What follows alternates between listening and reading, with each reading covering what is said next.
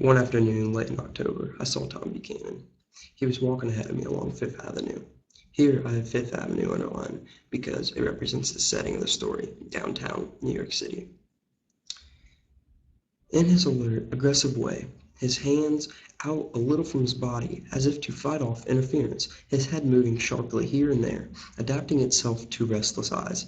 Just as I slowed up to avoid overtaking him, he stopped and began frowning into the windows of the jewelry store. Suddenly he saw me and walked back, holding out his hand. Here I had this underlined and highlighted because this shows the imagery of the story.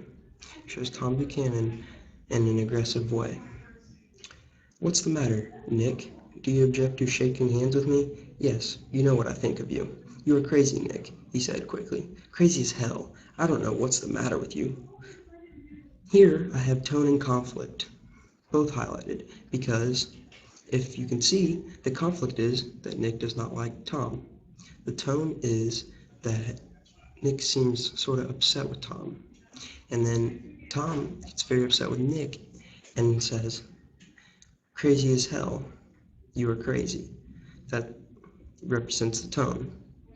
Tom, I inquired, what did you say to Wilson that afternoon? He stared at me without a word, and I knew I had guessed right about those missing hours. I started to turn away, but he took a step after me and grabbed my arm. I told him the truth, he said.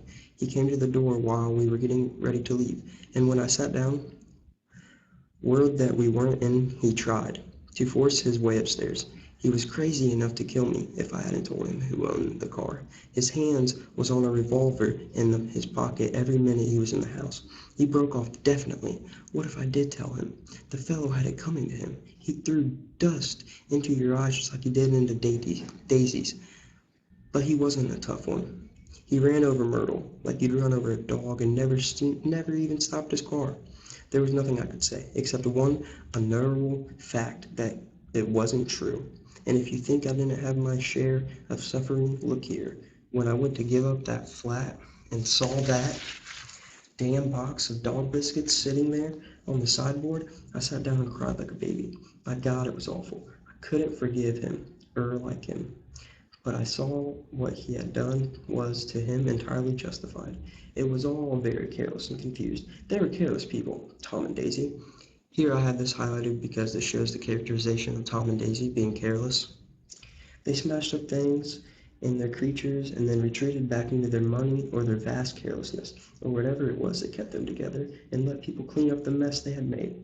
I shook hands with him. It seemed silly not to, for I felt suddenly as if I was talking to a child. Then he went into the jewelry store to buy a pearl necklace, or perhaps only a pair of cuff buttons, rid of my provincial squeamishes forever. Here I have this highlighted because it shows the symbolism of Tom and Daisy's vast amount of money and their carelessness as well.